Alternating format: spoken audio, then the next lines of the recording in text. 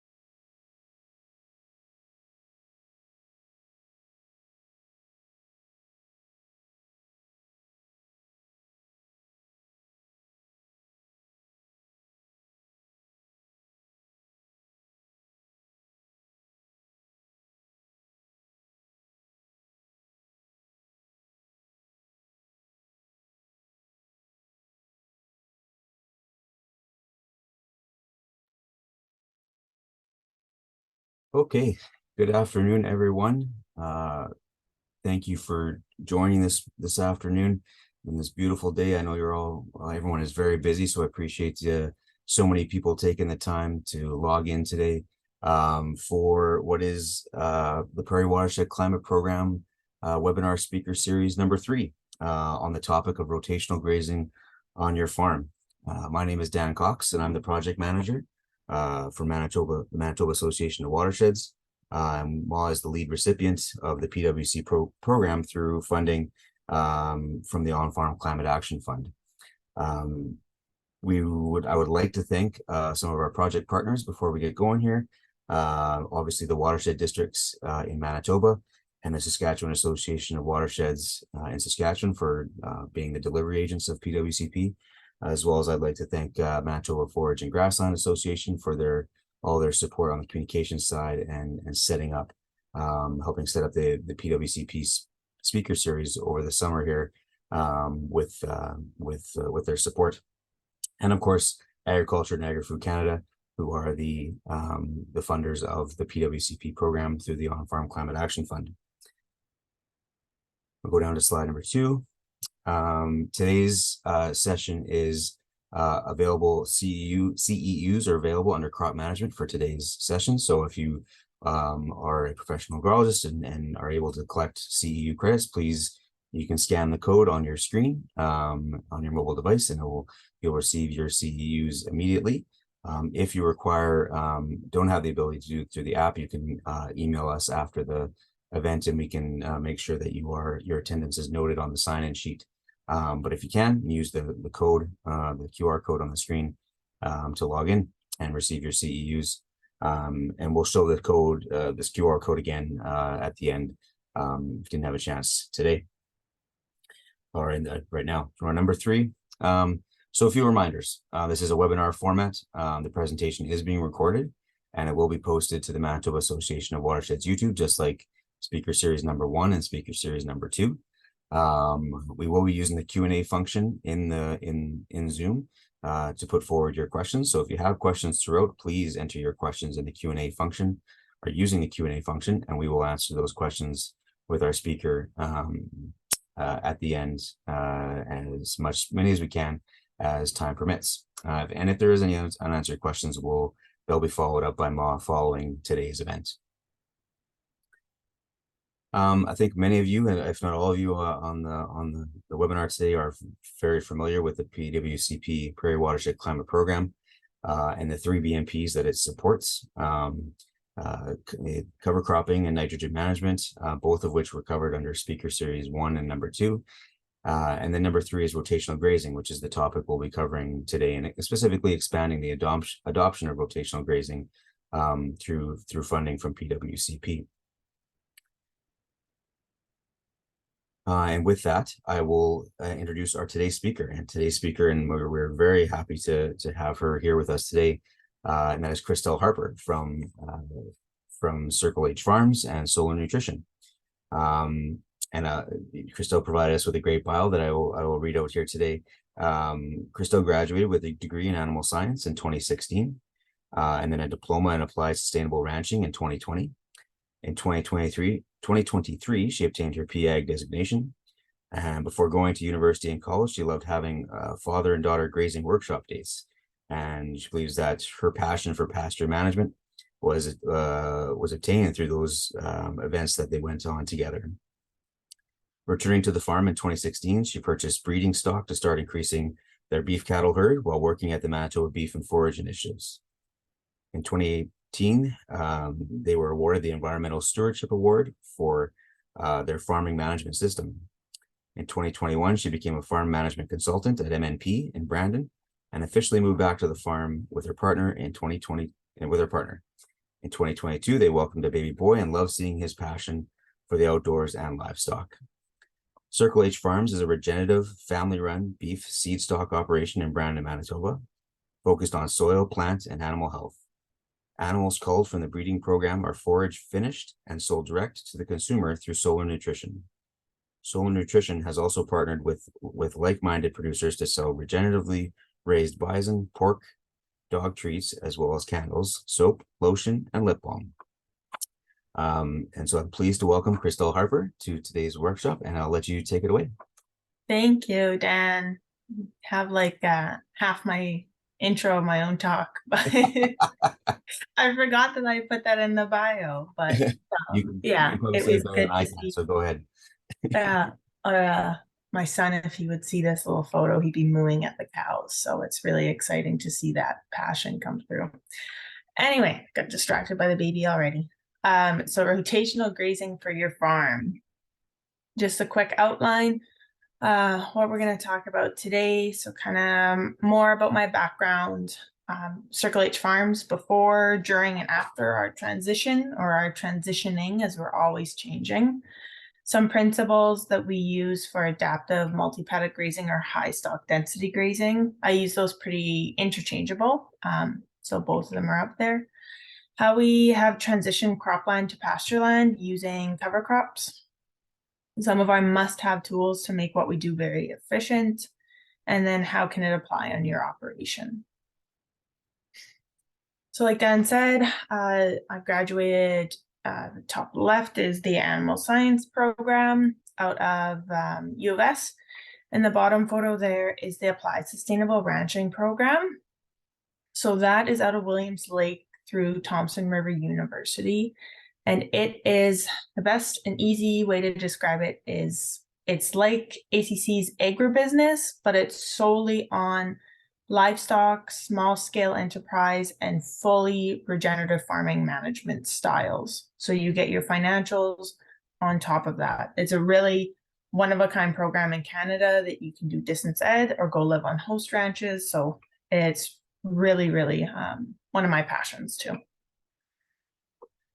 And like Dan said, I am a farm management consultant with MNP. So if you need any farm financials reviewed, discussed, or have any questions regarding that, we do a lot of work too with projections and benchmarking. So if anyone has any questions, feel free to reach out to me. And I am also the program assistant for the Apply Sustainable Ranching program. So any questions regarding that, reach out. And then, yes, I started my other baby, we call it Solar Nutrition. And this year we actually added on a regenerative pasture pumpkin patch. So we've done it completely in a pumpkin patch in a living pasture system. So that has been really exciting and really nervous and scary. So in the beginning here, we were a grain-fed operation. We dry lot, winter fed everything, all the cows, calves that were weaned at 6 months. They were just in a different pen. We calved February to March. We were raising seed stock shaver beef blend cattle and showing them. As you can see, that's Dad and I halter breaking one of the bulls from way back in the day. And then we were grazing perennial pastures from May to early October with absolutely no stockpile left. And we were making all of our hay as well. So here's just a little photo of where our farm is and what pastures we have. So this blue on the bottom left is our home half section. This is our well pasture, the green. It's one that I'm going to be speaking more of today, since we've been doing a lot of our work on there. The purple right beside it is the crop pasture or the crop land that we took over to make into pasture land. And then up on the top right is what we call our airport pasture. So we're in pretty close proximity to everything, which is really handy when you're moving animals multiple times a day. So transition period, why? In 1994, my parents started rotationally grazing most of the operation, but every week moves, 3 to 4 day moves. And they saw the benefit to it, but eventually we were running out of grass again. We were losing diversity. Looking back on it, we lost a lot of diversity in both plant, animal, soil microbes. And we were seeing that where the water sites were getting overgrazed. The alleyways were becoming absolute bare soil and very compacted. And then our big transition period was also right around BSE. So we needed to figure out how to decrease costs first up drastically. And then we also either needed to get larger to increase our herd size, or we needed to find a niche. So we decided to find a niche and focus on selling bulls and selling forage-only genetics. And we wanted to increase our pounds of beef produced per acre and maximize our profit per acre. So how we started doing this, we first stopped feeding grain supplements. So this weeded out a lot of cows that were just being held up by that crutch.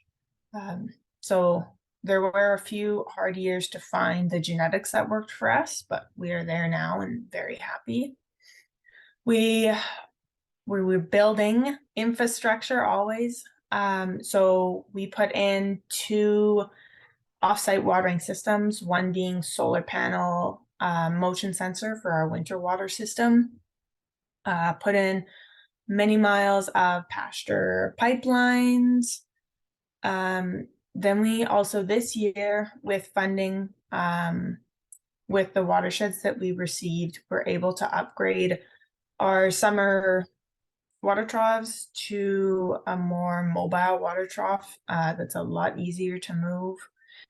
And then we also are able to weed out a lot of temporary fence material that hasn't been working out very well. So we've been able to upgrade all of that, which has been really helpful for us. We also have built our infrastructure with regards to our quad and suiting up that. We did eventually sell all of our haying equipment, so we buy all of our hay, or we will have someone come in and custom hay for us if that year we need it. We started investing in knowledge, so we were going to, like Dan, like my bio said, we would go on father-daughter dates and go to soil workshops, grazing workshops, cattle genetics, and started to learn there and learn from a lot of valuable people. And we started working with Mother Nature, not against her. So we moved our calving bait back to May, June, which was really looking at the wildlife and when they're calving. And then thinking, yeah, that actually aligns really well with our animals' nutrition, peak nutrition needs are lining up with almost peak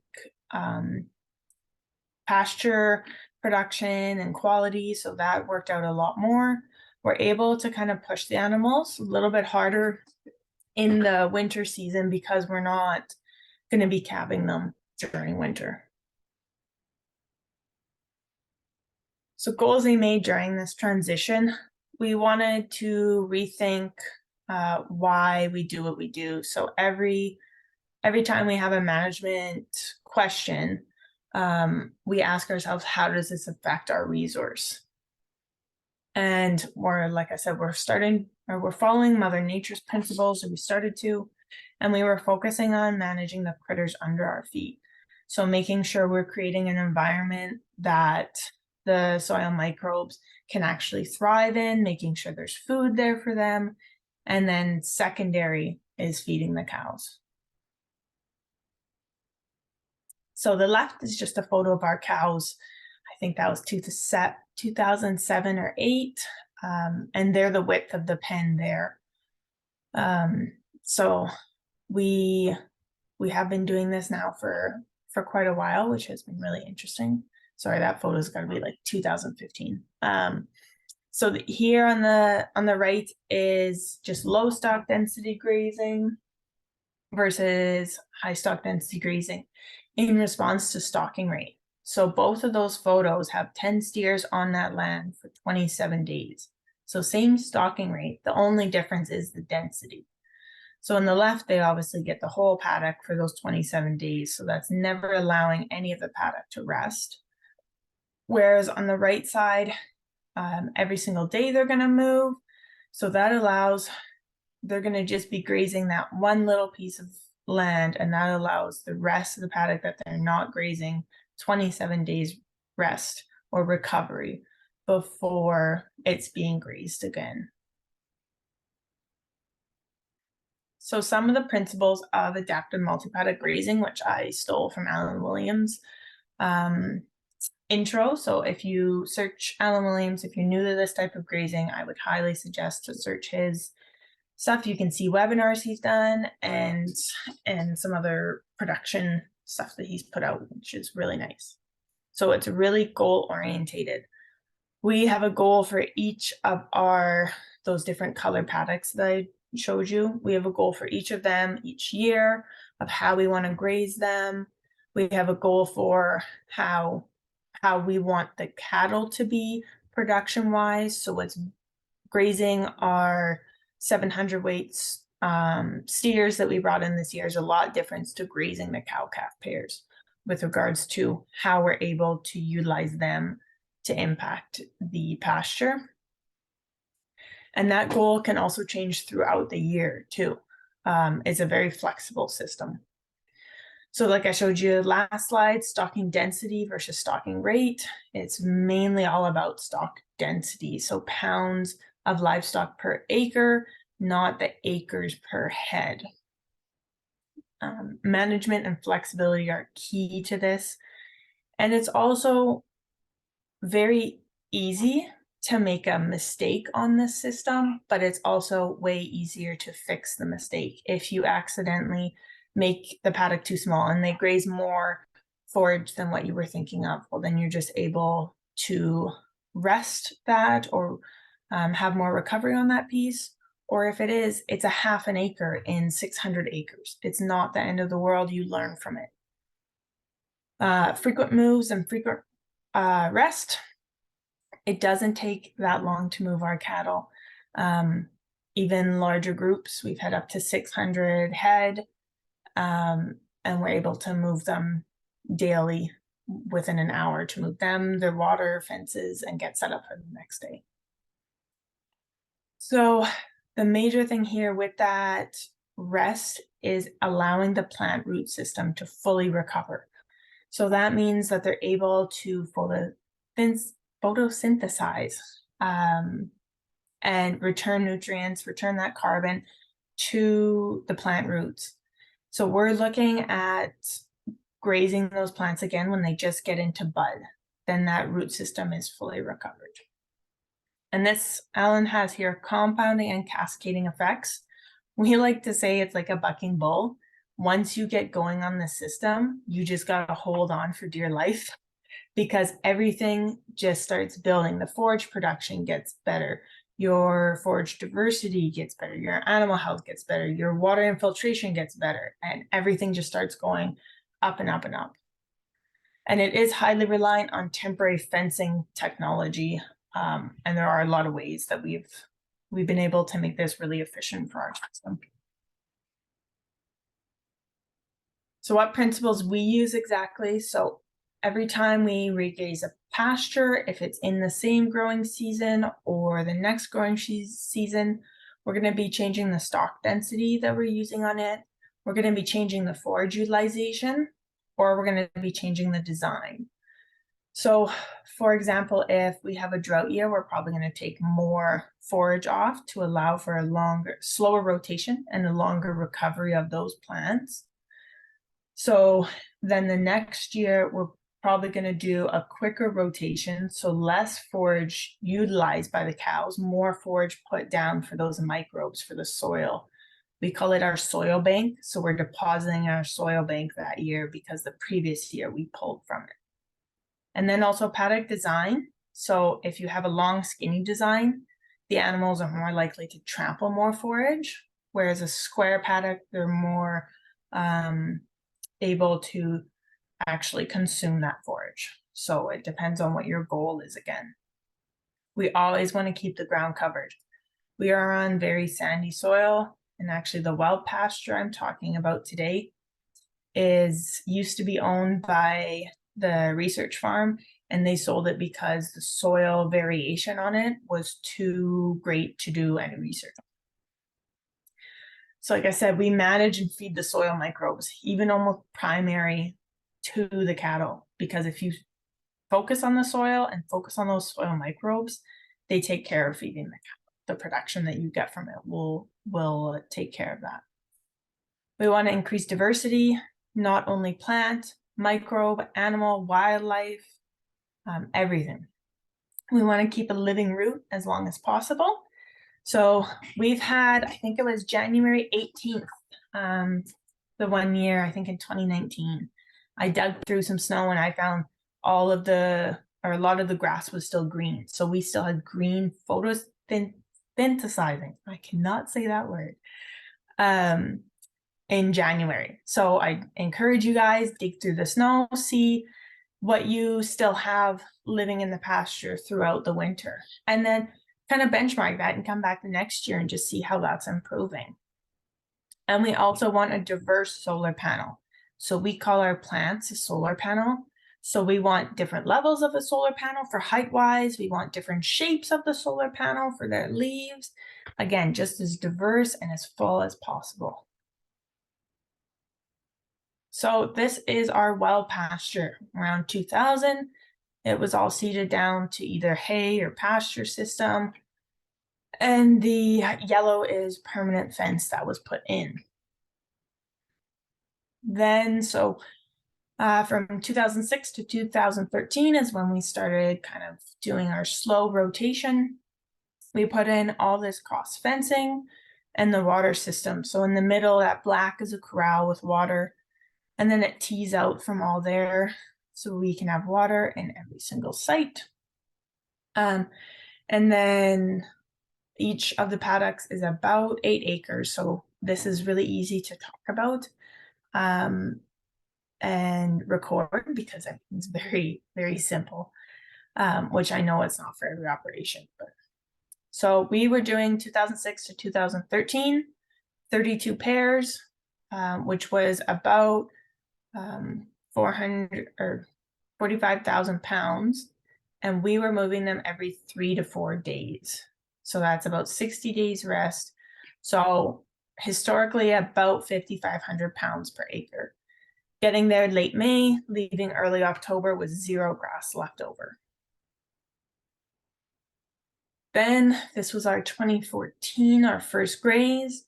We stripped, grazed, or created with each of these black and red lines for each a temporary fence that we set up. The animals were moved every single day. So that allowed for about 120 days rest. And if we were moving twice a day, that'd be about 63 days rest. So we then, I wanted to mention here because it's really easy to see. So we always move the animals away from the water source. So let's say for the 10 here is where we started. We move them across the field heading west. That just makes it easier for them to come back to the water source. It's easier to build an alleyway so that they can come back. But then when we're grazing like this, our alleyway would run along the south side here. The next time we graze, we are for sure changing. Our fences will run east and west instead. So our alleyway will be where this 10 is. So every single time we regraze, the alleyways in a different area, and you will not be able to notice where our alleyways are for our water system. And I think that's because of switching that up. And then they're only on here for about a week, and then they're off for the rest of the summer, or at least 120 days about. So that recovery is just so important. Here is just throughout the years. So this top left is our historic, right? 32 pairs, about 5,500 pounds per acre. 2014 with 1 acre a day we were giving. That was a 700% increase on our density. So we thought we were doing crazy things at 45,000 pounds per acre. Slowly build up throughout the years to 2021. We were with 173,000 pounds per acre. We had 140, about 800 pound steers on there. So drastic increase in forage production, but also forage diversity. We see natives coming back in the paddock. We also see our animal health better. We're not treating animals as much. And we're also seeing actually our sugar content in our plants is way higher now than it used to be. 2022, we didn't have custom grazing animals. So this pasture actually was, most of the pastures were hayed in 2022. And 2023, our goal this year was to return a lot to our soil bank if possible. So we've been able to do that. We've had a lot of spring rains and then some timely rains here, but also our water holding capacity is way better than it used to be. Our water use efficiency, every single raindrop that hits this land goes into it now. Even in a few years ago, we had like the 8 inches of rain over a few days. We didn't see any water on this pasture, and there is very low spots in the bottom south, except for a few days later, it came up through the groundwater to fill these low spots, which was really interesting to see. As I got off another train here. So this year, none of it has been grazed. Well, a few of these have been grazed by our custom heifers, but the rest we're gonna leave. We want them to seed out, and then we want a high stock density graze them to get those seeds into the land. Our hoof will press the seed in the land and tramp down a lot of forage for those soil microbes. So from 2013 to 2021, we saw almost a 3,000% increase in density that we've been able to graze. And we're getting off a lot more pounds per acre on the system and leaving way more grass than we would have been. So normally if we graze something from July 15th on, we won't graze it. It will stay as stockpile for spring. So we've been able to do that for many years now. This is just a photo of, just to show you what about 200,000 pounds per acre looks like, with some steers that we had 120 on 0.5 of an acre, which you can easily ramp this up more. It does not take much time, maybe 5 minutes to set up a fence to cut this in half again, and then you're at 400,000 pounds. So this is some of the animal impact when we're really wanting to return nutrients to our soil bank. So we're looking to lay down a thick thatch layer, but we're also wanting to either have the grass trampled, grazed, or defecated or urinated on. So this kind of shows it what it looked like after versus kind of before from this photo. So, and having that builds the soil armor, it conserves more moisture, and it's creating a home that the soil microbes want to live in, that they thrive living in. And creating that, I'm sure you guys have all heard it, the cottage cheese texture soil, the dark cottage cheese. And whenever we take a spade shovel out of the soil, we definitely want to see at least one earthworm. So that's just a good tool. If you're just starting out, start just noting when you take shovel spades how many earthworms you're finding. And as you carry on, I'm sure there'll be more to come. So this is what adequate recovery period, kind of two photos of two different goals of the system. And when you are looking at a diverse pasture, the one question that I have seen is, well, how can you know if one plant's recovered, another plant isn't blooming yet? So we go for what your goal is in that pasture. So say you want to increase the alfalfa in the pasture, or you want to work on grazing that alfalfa at the best time. So you're going to wait till it's the majority of them are budding and not the other species. Then you'll go in. Or you can have, like we're doing on our hayland this year, we let this go completely to seed.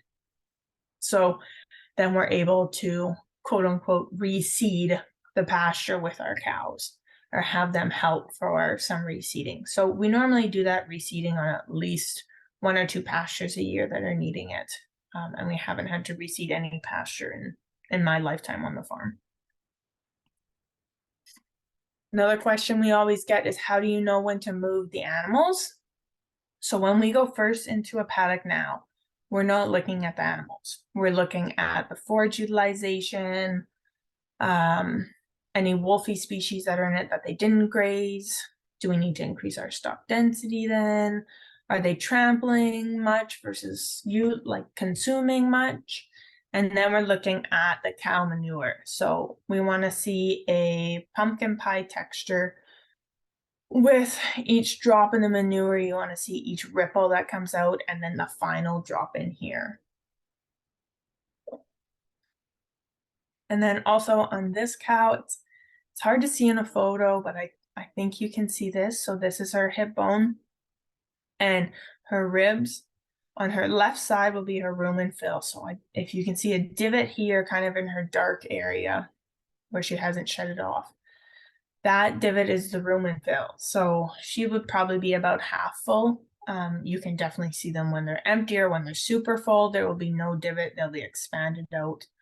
So we're looking at about 3/4 empty. So if you can hit the utilization that you want, you have the ground cover that you want, the majority of the manure looks like this, and the majority of your cows are this full or less, so they would have more of a divot here, then you've hit it perfectly.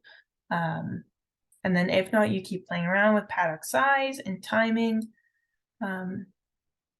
And like I said, if you mess up on half an acre or a quarter of an acre on 600 acres, it's not a big deal, and you learn from it and you become a better soil manager because of it. Here's just a little slide about our leafy spurge. So left is ungrazed, right's when they come out. We do this just on a regular, like 150,000 pounds. If you have difficulty, I would suggest doing a pen in a pen. So that means we would leave them in a very small area, probably close to 750,000 pounds per acres, only for 15 or 20 minutes. So I would do this. I would put them in the pen, make this pen, put them in, set up 1 or 2 pens, move the water, and then let them out of this pen to really focus on these areas, and then put them in the pen for their next allocation. Or if there's a larger area you want to do and you spend a day out there with them, just keep moving fences every 15 minutes. But it doesn't have to be that labor intensive. You can just pick small problem areas. And then we also graze until about Christmas now. We've done a few times into January, which has been exciting, but they will dig through the snow. They are amazing animals at it. And actually we keep here's a little calf back here. We keep our calves on, and those mums will teach their calves how to thrive in this system. Here is late November 2017. The left was ungrazed. It feed tested 15% crude protein and 57 TDN. And the right was grazed once in the season, and it had 17% crude protein and 53% TDN. So still really nutritious at this time too. So when they're digging, it's for really nutritious forages. So we normally do bale grazing. We'll set out all the bales in fall, take off the twine or net wrap. Some years we get later, so the bales will stand up if it's already all frozen. And then we have them in, like I said, 21-day allocations in permanent fence paddock. So throughout the winter, our main herd, every about 21 days, we open a gate and the animals are moved.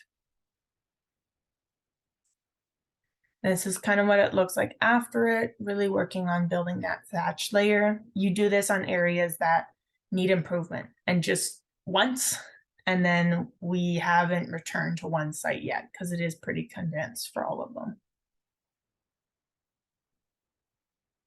This is 6 years later. I have notes. 6 years later, the same spot. This is the same trees that were in the background. So you can still see we probably almost have twice the forage production still. The leaves are much wider. We're photosynthesizing more there. I would assume it's more nutritious. I haven't done feed test, but the cows will graze those spots first whenever they go into a new pen. It is the first thing that's green in the spring, and it is the last thing to brown off in the spring.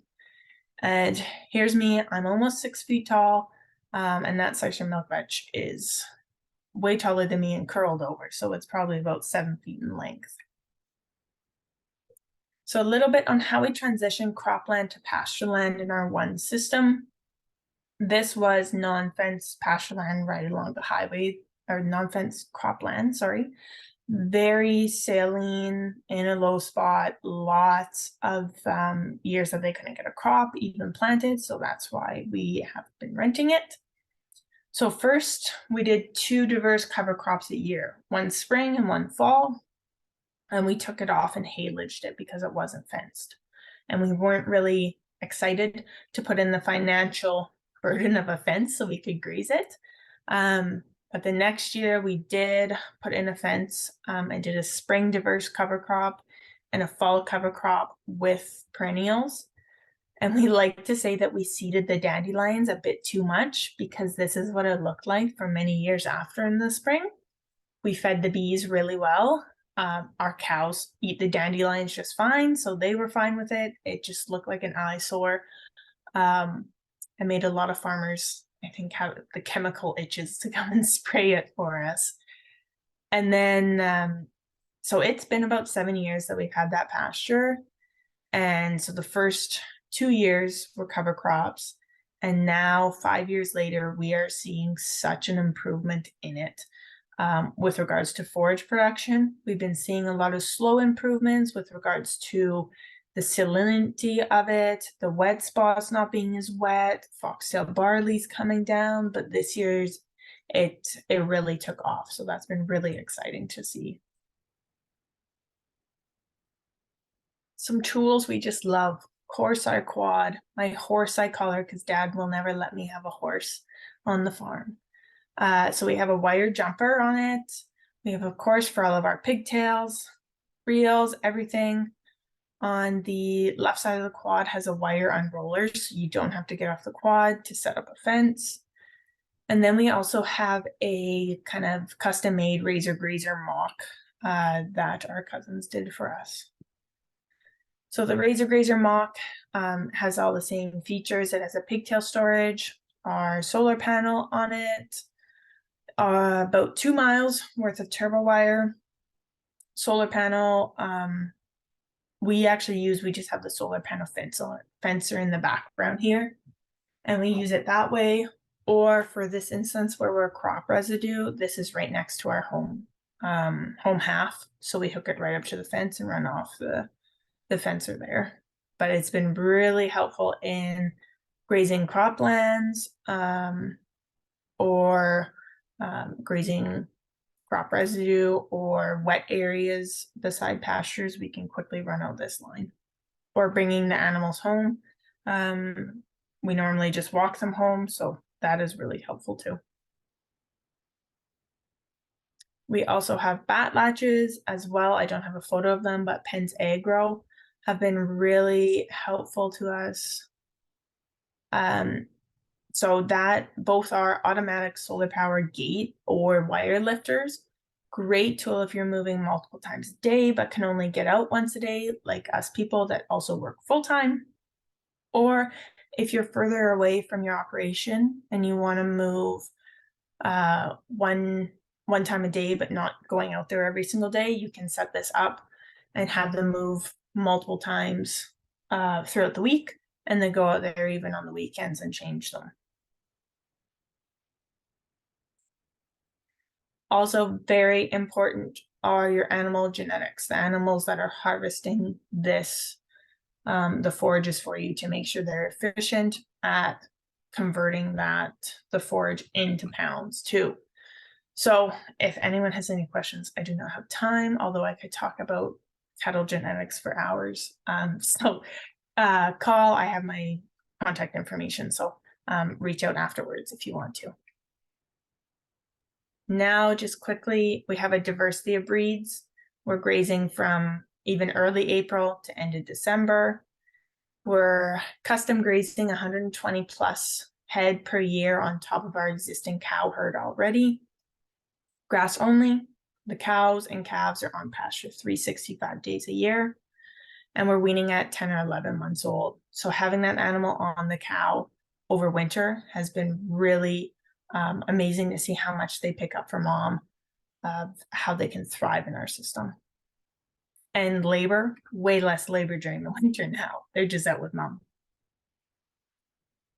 And a big thing I want to challenge everyone is, instead of saying, but we can't do that here, first say, how can I? Instead of, but I can't, how can I? And just having that paradigm switch really changes things. Use principles and adapt them to your farm. You don't have to farm the exact way that I do, and not everyone can. I understand that. And start small and I don't have on here, but reach out to people that are already doing it. There are a lot that can give you knowledge too. So thank you. And I see we have one Q&A, Dan. Yeah, you bet. Thank you so much, Kristelle. That was some absolutely some fantastic results that you're seeing at your farm in terms of capacity and forage over the years, and just some great feedback there. We do have one question. Yeah. What would you suggest for managing foxtail barley in paddocks with saline areas? This is one we are still working on too. We have definitely decreased the foxtail just with using the grazing management that I discussed. But we've seen a really good improvement. This is just year one, so who knows what could happen. But we actually made people really talk and bale graze during the summer on our foxtail pieces because we don't have winter water on our well system. So summer grazing is all that we have. So yeah, we rolled out bales on those foxtail barley areas and then high stock density grazed or just sat the whole bale on depending on how big of an area. And so far it seemed to really push it down, and a lot of the grasses are actually coming through instead of the foxtail. I got Another question, yeah, how does your automatic or timed paddock mover, I assume that's the bat latches, work? so the bat latches.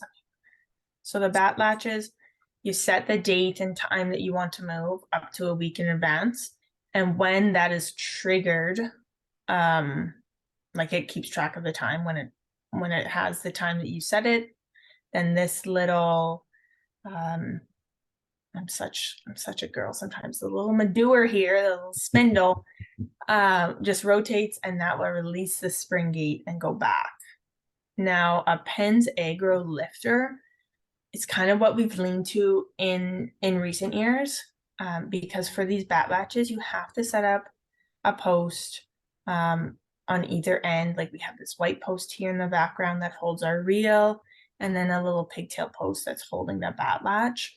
Penn's Agro lifters go right in the line, the temporary fence line. And when it is triggered that it wants to lift, a weight will come down and the wire will just lift up and the cows will go under it. Oh, So you don't need to carry as much materials with you. Like before, we're carrying all these white posts and gates and everything, and now you just have the Penn's Agro lifter. And that does make it really easy. You can put it anywhere in the fence line, whereas these are always at one of the end of the fences too. But both have been really good for us. It just tracks its time and keeps its battery charged by solar. So really good. so when that releases, do you have to go back out in the field to set it back up once you want to connect it again? Yeah, you would have to go back out. And then you take down the fence, set it back up and move it. Okay. So these bat latches are about, gosh, we haven't bought one in so many years. I think they were about 500 when we were there, and I think Penn's Agros are about 500. Okay. You mentioned a But pumpkin patch. Yeah. I did. Oh, yes, I love my pumpkin patch. Just a little bit with regards to this too, and bringing it back to the watersheds. The Mhm. funding that is available right now, take advantage of it. Reach out. Melissa Atchison with MVP has a great kind of summary of all the funding that's available because there's lots. And this is a great thing. We were able to get funding for the bat latches when we first got them.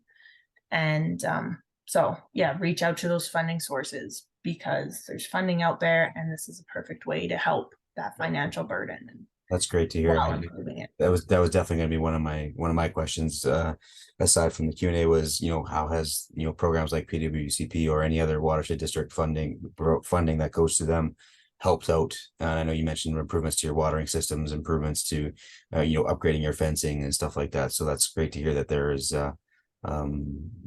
lots of funding opportunities. We're hoping that rotational grazing is and we know there's a lot more intake on the rotational grazing side this year with PWCP, which is great to see. We missed a little bit of it last year with the late start, so hopefully this year there's a lot more intake there. Someone wondering if you could discuss your pumpkin patch a little bit more and the kind of success of it. So the pumpkin patch, we grazed it with the steers. It's only an acre, but grazed it with the steers. Rolled out straw on the row of the pumpkins and irrigation system and transplanted about month-old pumpkins into that spot and left them all summer long. We mowed in between the pumpkins. Sorry, they're just out the window. That's why I keep looking there. We mowed between the pumpkin rows, and yeah, I have an automatic valve system for the irrigation, so I wasn't watering pumpkins. I don't have time for that. So, and they're growing. We open September 16th from 10 to 2. So if anyone wants to come and join, we're pretty excited for it. But also one of those things, they tell you to do one thing that scares you a year. And that, yeah, failure was on the back of my mind for sure. Yeah. And then the plan is once the pumpkin patch is done, once we're frosted out, the cows will just go and graze it. So I'll get some pretty good photos of cows eating pumpkins probably, which I'm excited for. That would be cool. Awesome. Someone asked to repeat the funding contact. I know you mentioned Melissa Atchison with MVP, Manitoba Beef Producers. That she is a great contact for that, but also any watershed district. If you can reach out to your local watershed district, they will be able to provide you with any and all funding opportunities when it comes to rotational grazing, as well as other agricultural funding opportunities aside from rotational grazing. So please reach out to your local watershed district, or folks like Melissa Atchison at MVP for sure. What perennial forages have been most successful in your grazing management system or on your sandy soils? I have to think about that. It seems like our grasses eventually always outcompete our others. But we have been able to keep up. We have done some like native forage seeding, and this year again through money with the watersheds, we got some seeding to add some more legumes to our system. Our airport pasture that's kind of far away from us, it definitely needs it. Sorry, I did great. The perennial forage, yeah, grasses, or of course alfalfa, but also in certain areas our Sicer milk veg. I actually really like it for the fact it grows really well. It kind of takes over too, but with our grazing system, it's been okay. And then also it stays and holds its leaves so well into the fall. Like middle of November, the Sicer milk veg will still be green and have leaves on it, which is really vital for grazing in that time. Awesome. Pretty straightforward question. Have you fertilized? Only what comes out of the back end of the cow. There you go. I've heard from some of our watershed districts that is becoming more and more common for sure, in terms of and some people were asking if some watershed districts were asking if the the seed that the cow would ingest and then fertilize back would be covered under some programming. So we've been going forward back and forth on some of those things, but it's that's great to hear that the only fertilizer is what the cows are providing. And with this type of grazing too, you'll have more even distribution of that manure, so more even and urine. So on either side of that, fertilizer is more evenly distributed. So all the plants, instead of just being at the water source or just being in a tree area, right? For sure. That's all the questions right now. If anybody else has any questions, please, we have a few more minutes here. Please put them in the chat. I think you mentioned the health of your cattle as well. So are you seeing improvements in cattle health, just in overall health with this management system and some of the things that they are foraging on? Yeah, so even we take it back even to us moving our calving date. We've had way less even just labor with regards to it. Thank you. There's Melissa's contact information in the Q&A. There you go. So we have way less vet visits with regards to pulling, C-sections, anything. We only have 70 head, but maybe once every 2 years we have a pull that we need to bring the vet out for, whereas it was all the time in the winter beforehand.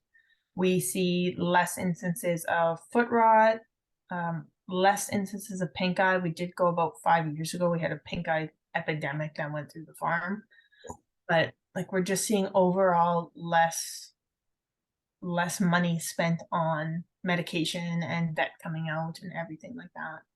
And they look a lot like healthier. They'll shed out earlier in the summer, and their hide is really supple, bright, shiny. So you can see it from there too.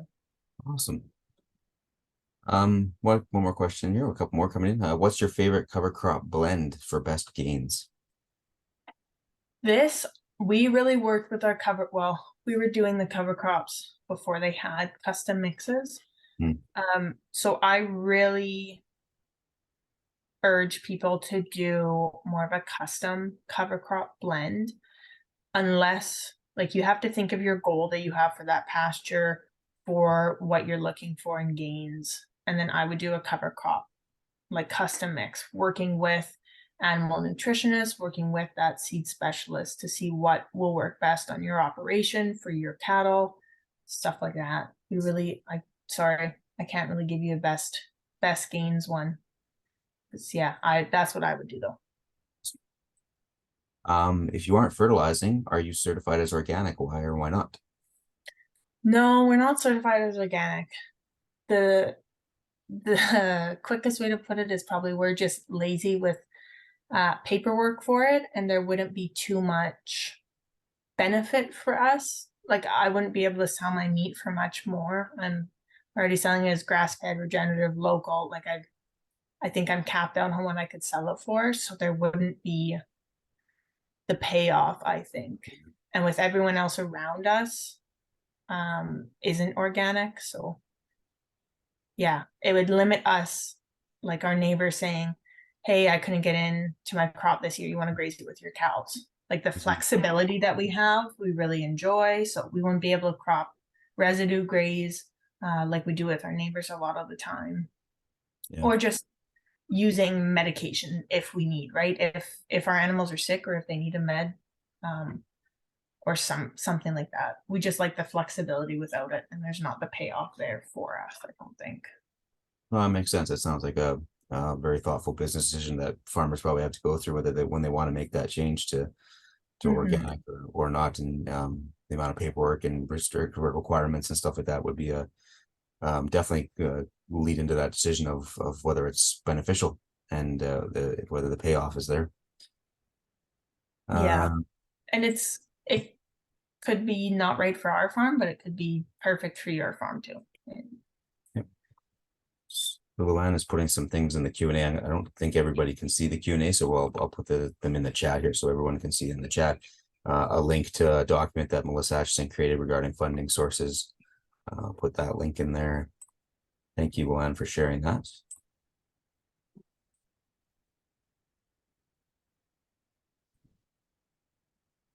Uh, Pretty close to 1:30 here, which is fantastic. Lots of great questions. Um, Again, Kristelle, really appreciate your time. This has been very informative, very intriguing to see some of the results and to be able to talk about how funding sources through the watershed districts and others are really helping out advance your farm, take it to new levels, and then being able to see the results that you are. So that's really encouraging and great to see. Um, yes, and we'll put the CCA code back up there again. That's perfect. Thank you, Kristelle. Perfect. So again, yeah, if you want to scan your for your CEU credits, please go ahead. So the video will be of this will be uploaded to our MAW YouTube page, and people will be notified when it's uploaded. Usually takes a few days for us to get that in. We're in the middle of an office move too, so we'll delay that a little bit. But that being said, if you ever have any questions, if we can go to the last slide there, Kristelle. Oh, sorry, your last slide. I Your did have last. one more thing I wanted to mention Sure. too, that I didn't. Like, just for, I know a big thing about this is I don't have time to do this, right? Yeah. Moving like 3 times a day, like we do during For most sure. of our summer. Where for any group of cows, basically from 10 head, well, we never do 10 head, but anywhere from 50 head to 250 head, it's about 15 to 20 minutes to move and set up the next fence. Like it's really not that much time, I don't think. And I really enjoy doing this. And you also pick up a lot more of the animal health before it gets bad too. Right? If you're going out there once a week to Yeah. check versus 3 times a day, you're really keeping your eyes on those cows. As that time, I'm assuming when you first started that it was probably took a little longer, and as you did more and more and more, the timing of it gets slower and lower. Yeah, especially with the way that our quad is set up now. When we were first walking reels out and holding pigtails, and now it's just Yeah. basically you drive the quad along. Yeah, it's really easy. Perfect. Okay. So yeah, on the last slide, you can see if anybody, the code is there again if you want to scan, but the feel free if anybody wants to reach out in regards to the Prairie Watershed Climate Program, to share success stories or challenges or just ask questions. You can reach out to our PWCP at manitobawatersheds.org email, or like I said, contact any watershed district in Manitoba, your local watershed district, or if you're in Saskatchewan, the Saskatchewan Association of Watersheds, and they will be happy to help you out with the program. And with that, I will say thank you again, Kristelle, for the presentation today. I wish you all the best on your for the rest of your season here with your grazing. And I look forward to speaking again. And thank you very much. Thank you. And thank you, everyone. Thank you.